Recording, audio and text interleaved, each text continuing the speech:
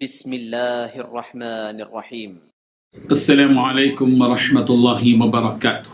الحمد لله وكفى وسلام على عباده الذين اصطفى اما بعد. حاضرین و ناظرین، یہ درس نمبر 1072 ہے اور آج سورۃ النحل کی 2 آیتوں کی تلاوت اور تشریح کی جائے گی، آیت نمبر 63 اور 64، 63 and 64۔ چلیے سب سے پہلے ان 2 آیتوں کی تلاوت کرتے ہیں، لفظی ترجمے اور ترجمے کے بعد تشریح کرتے ہیں۔ اعوذ باللہ من الشیطان الرجیم، بسم اللہ الرحمن الرحیم۔ تاللہ لقد ارسلنا الى من قبلک فزين لهم الشيطان أعمالهم فهو وليهم اليوم ولهم عذاب أليم وما أنزلنا عليك الكتاب إلا لتبين لهم الذي اختلفوا فيه وهدى ورحمة لقوم يؤمنون۔ صدق الله العظيم۔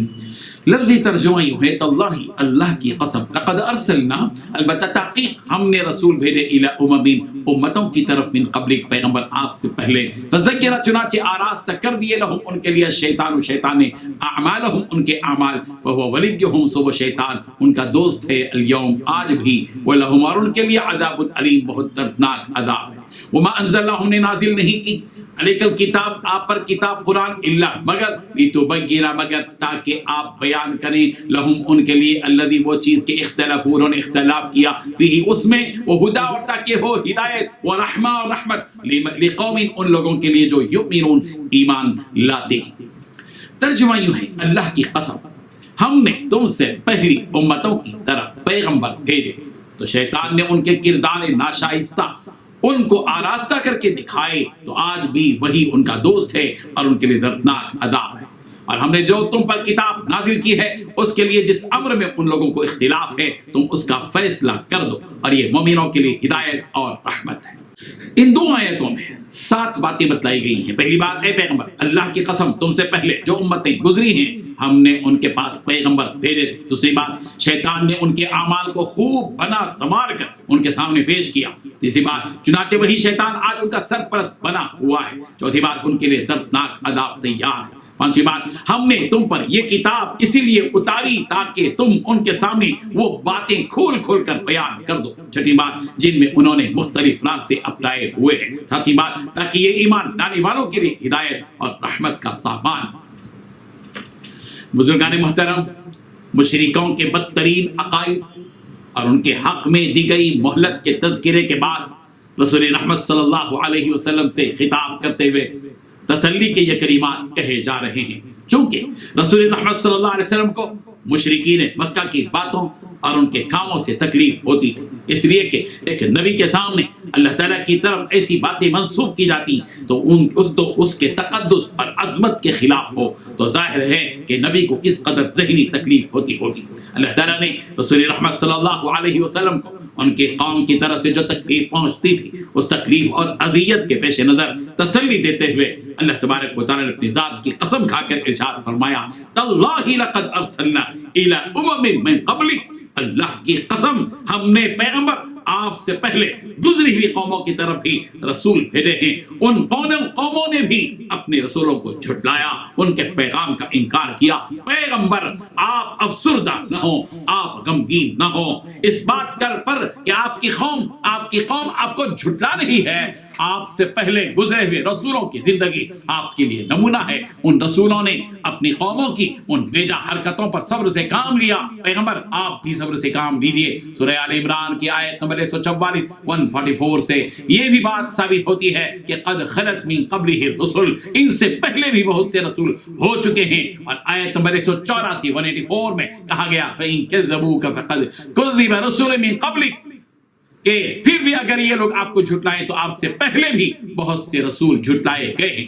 یہاں دوسری حقیقت یہ بتائی جا رہی ہے کہ فَزَيَّنَ لَهُمُ الشَّيْطَانُ أَعْمَالَهُمْ، شیطان نے ان کے اعمال کو خوب بنا سنوار کر ان کے سامنے پیش کیا۔ شیطان کی خصوصیت یہ ہے کہ وہ برے کاموں کو انسانوں کے سامنے اچھے بنا کر پیش کرتا ہے تاکہ انسان اس برے کام کی طرف لپکے۔ یہی وجہ ہے کہ انسان حلال کی بجائے حرام کی طرف راغب ہوتا ہے، پاکیزہ کی بجائے ناپاک چیز کی طرف مائل ہوتا ہے۔ یہ شیطان کے کرتوت ہیں کہ وہ انسانوں کو ان کے برے کام اچھے کر کے بتلاتا ہے۔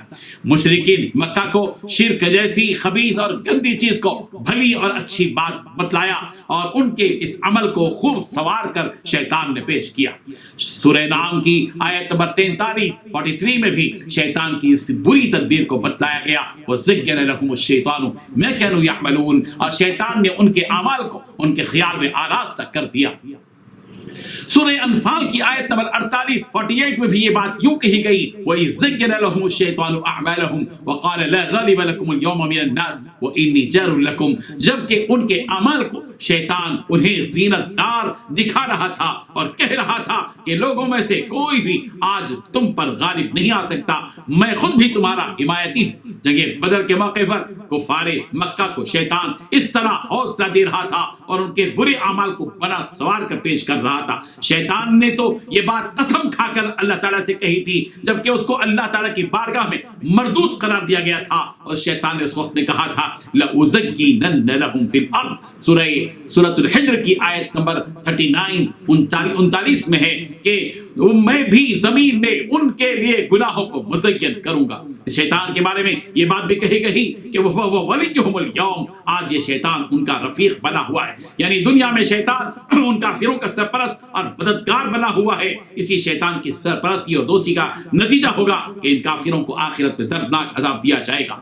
بعض مفسرین نے فَهُوَ وَلِيُّهُمُ الْيَوْمَ سے مراد یہ ہے کہ شیطان قیامت کے دن دوزخ میں ان کافروں اور مشرکوں کا دوست رہے گا، اور شیطان کتنا برا دوست ہے جس نے ان کافروں اور مشرکوں کو دوزخ اور عذاب سے نجات نہ دے سکا۔ اس کے بعد قرآن مجید کے نازل کیے جانے کا مقصد بیان کیا جا رہا ہے کہ پیغمبر، ہم نے قرآن مجید آپ پر اس لیے نازل کیا ہے تاکہ آپ لوگوں کے سامنے واضح طور پر حق بات کو بتلا دیں جن چیزوں میں یہ آپس میں اختلاف کر رہے ہیں۔ رسول رحمت صلی اللہ علیہ وسلم کی تشریف آوری سے قبل لوگوں میں اختلاف تھا کہ مرنے کے بعد لوگ زندہ ہوں گے یا نہیں، کون سی چیز حلال ہے کون سی چیز حرام ہے۔ رسول رحمت صلی اللہ علیہ وسلم اس دنیا میں تشریف لائے اور دودھ کا دودھ اور پانی کا پانی کر دیا، اور ہر بات کو واضح طور پر کھول کر بتلا دیا کہ حلال کیا ہے، حرام کیا ہے، پاک کیا ہے، ناپاک کیا ہے، خبیث کیا ہے، طیب کیا ہے، حق کیا ہے، باطل کیا ہے، ہر چیز کو نبی نے صاف صاف بتلا دیا۔ اللہ تبارک و تعالی ہم سب کو عمل کی توفیق عطا فرمائے۔ وآخر دعوانا ان الحمد للہ رب العالمین۔